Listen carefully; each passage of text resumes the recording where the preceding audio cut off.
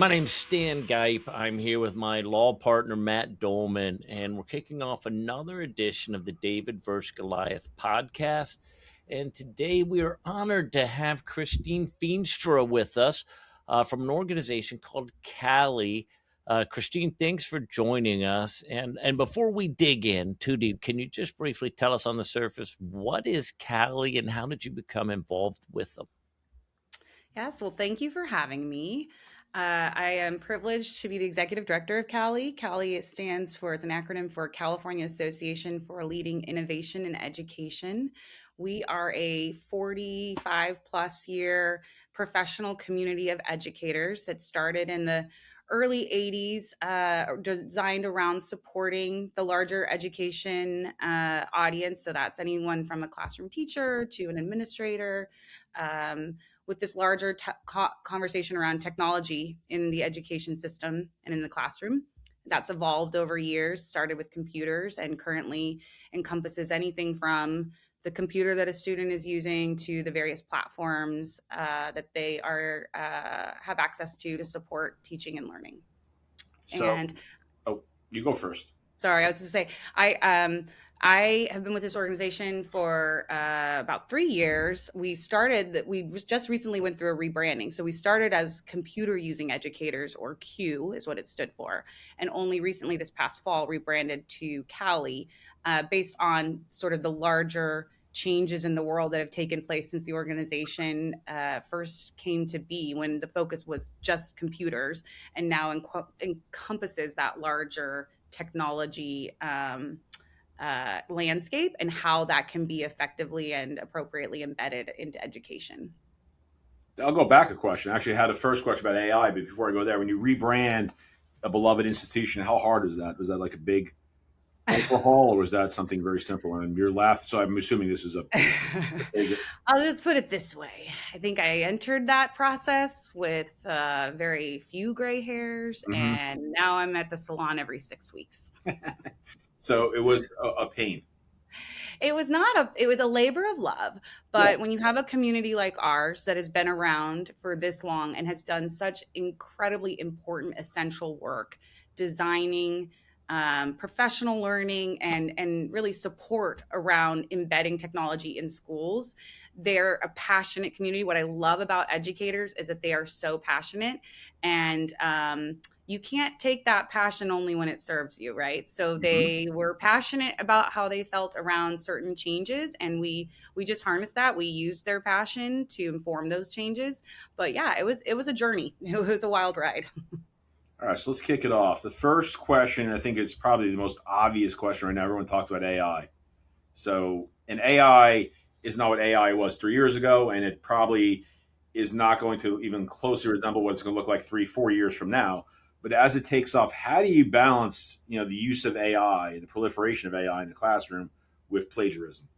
How do you prevent kids from using it the wrong way? Yeah. Plagiarism. Interesting. Well, I always think that is probably asking the wrong question to begin with. Conversations around cheating and plagiarism in school are not new. AI is just the latest kind of scapegoat for it, if I'm being honest. So I think, when encyclopedias were developed, people thought, oh, how are kids going to learn with that when they have all this access to them? And then when the internet came about, and I don't know if you remember, like Wikipedia, right? Oh, they're just going to Wikipedia it. We really see AI as a tool of many that can be used for really good purposes. And then, of course, it can be used harmfully and inappropriately. And so we really see the role of AI in education in a few ways. The first way is that students have to have an understanding from a baseline understanding of what it is and what it isn't, and how they can use AI appropriately and ethically, and how they can cause harm with it. I think that's the foundational conversation that should be asked before we even get to, like, how do you stop them from cheating? Because cheating is a whole different conversation. Cheating in schools, students plagiarizing, it's a very different conversation. that you can't even have until you talk about the foundational understanding that students need to have around what AI is and what it isn't. You're not the first person to say I ask stupid questions. All right, Stan, you wanna lead off with a better question? No, no. I mean, I guess and this has been my concern as a parent of a teenage child going through this is AI. I think in my mind it has a role, but I feel like the real battle is in getting children to use their brain first, and then use AI to help figure out what their brain can't figure out on the front end. Right, as opposed to using AI as the first thing. So like my son, figure it out, go in here. But if you can't figure out something and you've thought about it and you try to use AI to fill in that gap and kind of teach you what it is you couldn't figure out. But I find if he uses AI on the front end, he never does any problem solving himself. It's just, and you can have a feigned level of success because it looks clean when you turn in your homework. It looks clean when no one looks very deep. And then suddenly when you don't have AI and it's gone, it doesn't look so clean when you got to come, hey, I've got to have the concept from ground up coming in my head. Totally. And that's kind of where I see the danger, right? Is how do you use it as an effective learning tool as opposed to a replacement for how you yourself will think? Yeah. I think that's definitely, as a parent myself, I have an 18-year-old that's 2 weeks away from graduating from high school. So I completely understand that concern as a parent as well.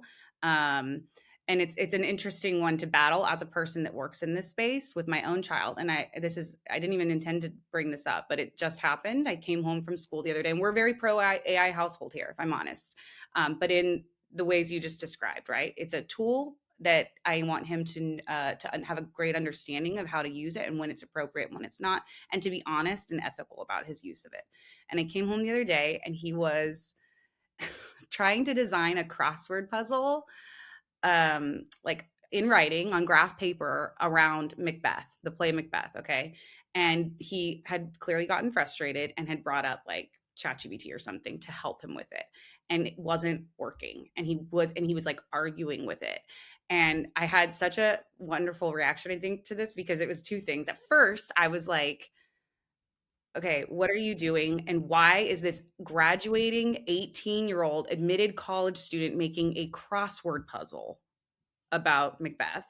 Okay, number one. And then he got so frustrated that it wouldn't work. He was like, he slammed his laptop shut and he walked away and he said, this isn't taking anyone's jobs. It's stupid, right? So it was like such a great experience for him to see like what it does and what doesn't do, and like an actual like, oh, you were trying to use it to probably quote unquote cheat to circumvent the system.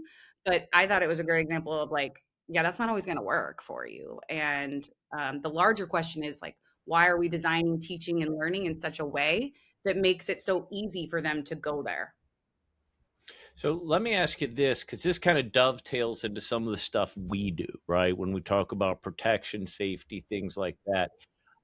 You can go out there and you can probably find a million different programs that will be advertised to help your child, help different people do things. But when it comes down to it, not all these are going to necessarily be safe programs to use. Some of these have little dangers. Like we do a lot of stuff for Roblox, not a learning platform, but hey, when you're setting your kid up to play Roblox, you're not thinking pedophiles, right? What do you do to like, how do you make sure that the tools a teacher is handing a kid in the classroom are safe to be handed to this kid? Yeah, that's a wonderful question. And it's one that is receiving a lot of attention right now because we have some of these more public cases around the Roblox example. And then there's also a very loud conversation happening nationally around screen time and usage in schools.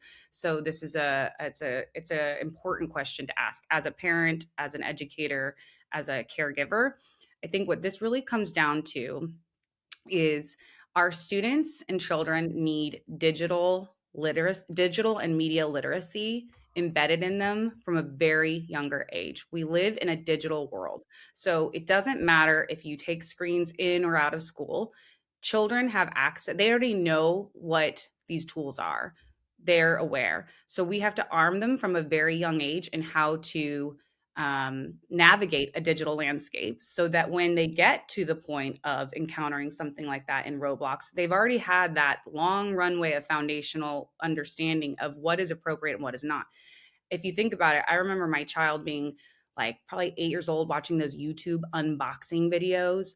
And what he didn't realize and what I didn't realize is that that was algorithmically driven to encourage him to stay engaged, but then to also come to me and go, I want to buy those things and unbox these, right? And so if at a very young age, we taught kids about the kind of the dangers around that consumption and build up that knowledge and understanding, by the time they get to 12 years old and they're advancing in their use of technology, they already understand the motivations behind the platforms, and then they're better equipped to make better judgment calls. And then the second piece of that is we have to fund professional learning for teachers to do that work consistently, and not as like a checkbox that they do, which is how it's currently being treated. In California, we have some really great laws around digital literacy on paper, but they are, in practice, very all across the board. And we don't give our educators enough time or resources to ensure that it's a priority. Well said. So, I went through your background, Christine, and so I had some good questions for today. So I'm hoping my next question is a good question. You've worked with underserved populations, underserved groups before. I believe you worked at Head Start. Mm-hmm. Head Start California. Mm-hmm. Yep. By the way, phenomenal group. So how do we ensure that as we advance technology in the classroom, we're not widening the education gap? How do we prevent that from happening? Well, I tell you one thing, we don't prevent it by taking screens out of classrooms, because at times for those, less advantaged students, the only controlled access they have to technology is in a school system. And that's, perhaps the only opportunity they have to learn about appropriate and ethical use of technology, not just AI, but the internet and social media, and engaging with people and how their interactions can impact and have a ripple effect on their friends and fellow students' emotional health. And so this is one of those conversations that always comes down to funding and prioritization. This always comes down to students, families, citizens, humans should be holding our policymakers accountable, that we have this infusion of technology, but we do not have frameworks and support to support teachers in implementing it effectively and ethically and appropriately. And then we go the complete opposite direction and we say screen time bans, but there's a middle safe ground here where technology is one of many tools that an educator can choose from to help enhance teaching and learning. And that is a decision that an educator gets to make, not a policymaker. They have a breadth of opportunities to design their curriculum in ways that support students' individual learning needs. And technology is a wonderful resource for that. And when we talk about screens and technology, we're holding YouTube videos and Roblox in the same category as assistive reader devices and platforms that allow for like personalized learning and differentiated learning. And I think that's a real big concern that we have at CALLE and that I have as like a person living in this world. Yeah, my son's on an individual education plan. That makes complete sense. Yeah. And I don't want to get into politics per se, but might as well, since California has an exciting gubernatorial race right now. Is there any candidates that are looking really at the education issue and putting that front and center, as opposed to just mere lip service? Because most politicians give just mere lip service to it, especially Democratic candidates. I'm a proud Democrat. Democratic candidates often take education for granted, because the three bastions of the Democratic Party are the teachers union, the trial lawyers like ourselves, and just union members. But then when it comes time to actually honoring educators and taking care of educators, they don't. And educators wind up getting cut first. Education winds up seeing the widest cuts, especially budgetary. So is there a specific politician or a group of politicians right now that have caught your eye? Is this something that's coming up right now in the gubernatorial race, that a big issue? So I'm going to give a very politically correct answer and say You that don't have to. You can say whatever. no, I'm happy to answer this question, and it's a good question. California, we just received the updated revised budget for through our governor, and there were huge investments made in education. In particular, there are investments and opportunities for funding professional learning, which is something that we are really always looking at. But in California specifically, which is where I serve, those decisions in how to implement that funding are all done locally. So when I'm thinking about education and policymakers, I'm thinking local. Like, I'm thinking at the school board level. I'm thinking at the county office level, because in California, again, that's what I'm going to speak to. You have districts that have, one prioritization over here, and their students are experiencing they're having one educational experience, and then, 2 blocks down the way, another student has a completely different experience. And these districts and county offices need the funding and support to create more structure around that opportunity, not for control, but for consistency and equity. And, this digital divide that we have, it goes beyond. It used to be, you would think like, oh, I want to make sure my kid goes to this good school, right? And you would advocate as a parent to make sure they were going to a good school. But now what we're finding is that students are having different experiences classroom to classroom when it comes to technology. And when you talk about a student with an IEP and you talk about a screen ban, that is terrifying to me, because if we take technology out of the classroom and now a student needs supports, so now they're outed as a student that needs supports, and they're looked at differently. And then what does that do to a student that hasn't yet hasn't asked for those supports, but they look over at the way their fellow student is being treated, and they're like, well, then I'm just not going to say anything, right? I mean, that is a huge concern of ours when we talk about these blanket policies that are being thrown out very quickly and without any structure or framework to support them. Well said. And terrifying. And terrifying. Yeah, it's very scary. Mm-hmm.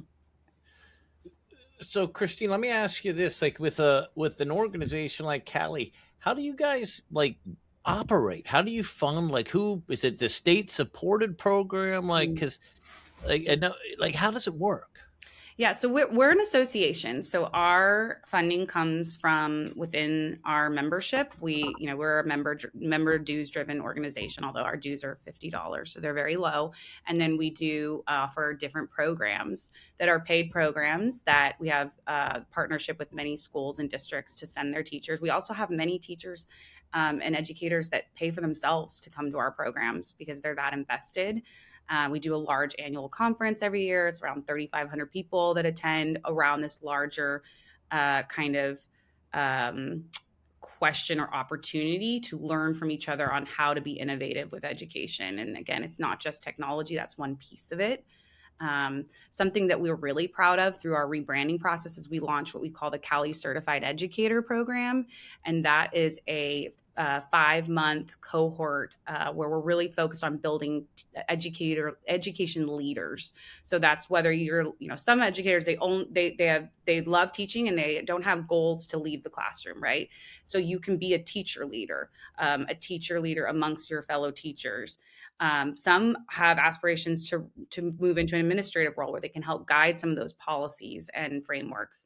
This program is really designed and developed to build future teacher leaders. And we have a number of others. We have an AI Leadership Academy, right? So AI is out there, it's happening. Your students are using it to your point of your first question. But how can teachers answer a question around plagiarism if they themselves have no understanding of how large language models work? Right? They have to have a foundational understanding of that. So we have an AI Leadership Academy that is very supportive in that way. We don't fundraise. We don't take any, and we don't rely on any grant or state funding either. Well, and I think that's somewhat important, especially in the role you're in, because let's just say, you're dealing with technology companies, you're dealing with opinions on technology companies, and technology companies have unlimited money. right? So you can understand, like, hey, if you're funded by a technology company, an AI driven Mm-hmm. company, you can be somewhat conflicted if you give an opinion that says, hey, I want to limit integration of this platform into the classroom. So I Mm-hmm. think it's great that you truly are funded by the people you're serving. There's no sort of conflict of interest back there, and you can truly have like a pure message where you're really just trying to make sure that the technology is implemented in a safe way, because you're out there. If you don't know how to use it, you are definitely falling behind others, right? Because it's an Mm-hmm. effective tool. I mean, even in my field, right? It's look, I'm going to tell you, AI can't do it better than me, but it can do it a hell of a lot quicker, right? Like what may take me 12 hours to do, AI can summarize 80% as well in 15 Yeah. minutes. Yeah. Right. So someone who doesn't know how to use that tool, doesn't know how to effectively incorporate it, is at a disadvantage. And I know Yes. that's the same way with students.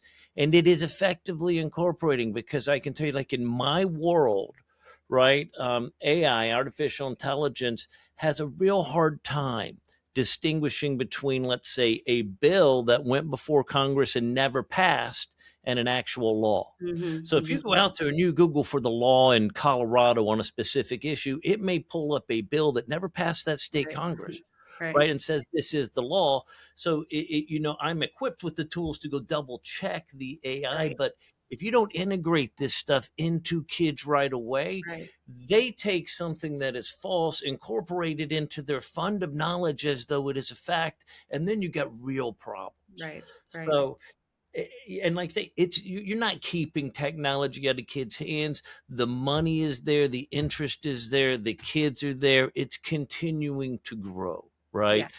I loved my Commodore 64, right? You couldn't have ripped it out of my hands at the time. My son's no different. So I think what you're doing is really, could not be more important.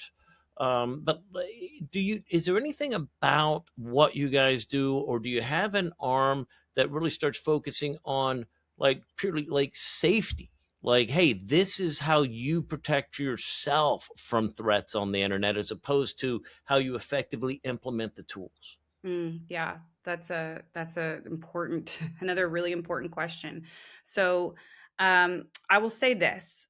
This goes back to that digital and media literacy piece.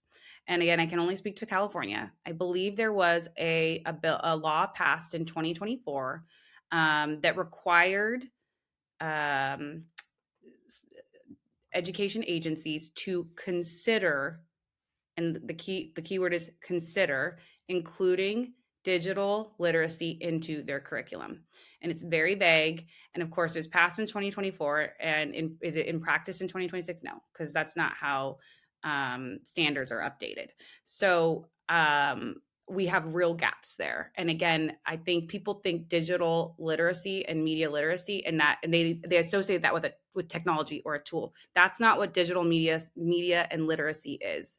That is imparting on students from a very young age what is safe, what behaviors are safe to engage in online, and what behaviors are not. It's teaching them the difference between something that is AI generated and something that it isn't, so that and the impact of grabbing something online that you see. I mean, think about it this way. Like, I don't know if you have Facebook anymore. I try to avoid it at all costs. It's a hellscape.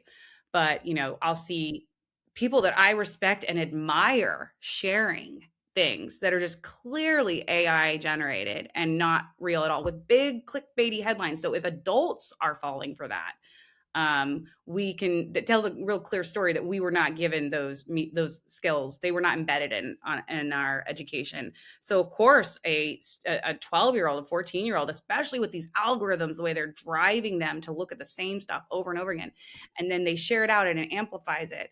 I think it all comes back to really making sure that to advocating as a parent or a caregiver, as a citizen, that schools and districts should be embedding digital literacy in their curriculum from the jump. It's not something you tack on when they're 14 and already formed, or as an optional piece in a health class. It's foundational at an age appropriate level from the time they enter the education system. Well said. And I see adults falling for that all the time. and it's Yeah, shocking. sure. You probably have people come to you look like at that image. It's clearly not yeah, real. You yeah, don't see it's not measured. It looks completely right, off. But yes, right. you're Yeah. right. And it's once it's ingrained in you, it's like too late to retrain that person. Yeah. And it's scary. And the thing is, yeah, someone very close to me has experienced like the horrors that can occur to a child online when they fall into a trap on social media and think they're speaking to one person and end up speaking to someone else. And then it is revealed to them that that is not who they're speaking to. And by the way, you're now ransomed for money. And we're going to contact everyone on your following list, and we're going to do this and we're going to do that. And like, I mean, that is happening every day. We deal with all it day. we call And it children are sextortion, right? Yeah.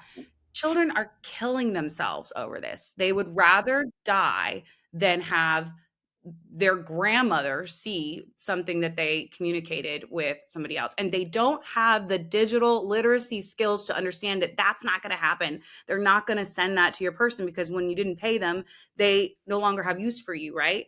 They not only do they not have the digital literacy skills to even not get in that situation, right? But now they're in the situation and they don't know how to navigate it. And not all children have a safe place that they can turn to and have a conversation like that. So for me, as a parent, as a human being, it's terrifying. And as a person that has the opportunity to work in this larger space, I see nothing but opportunity.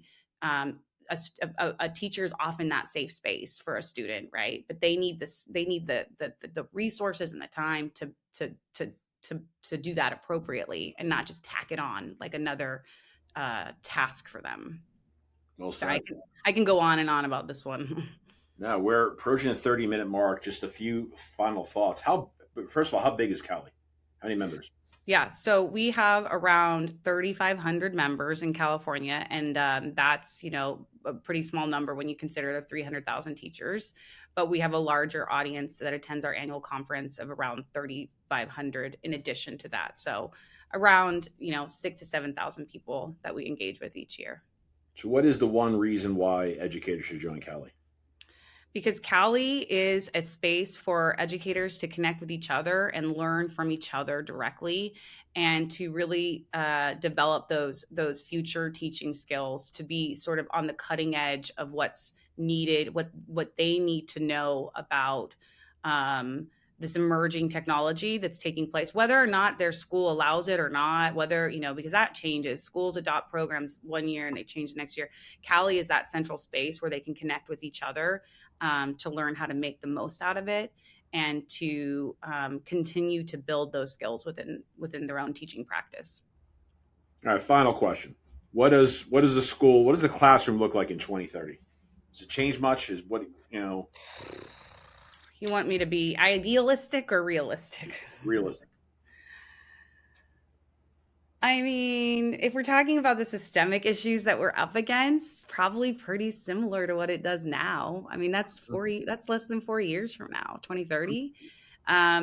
If you look at the way education has bthen designed. And I think sometimes people are like, everything's changed so much. It really hasn't. The way we teach really hasn't changed that much. Don't you remember?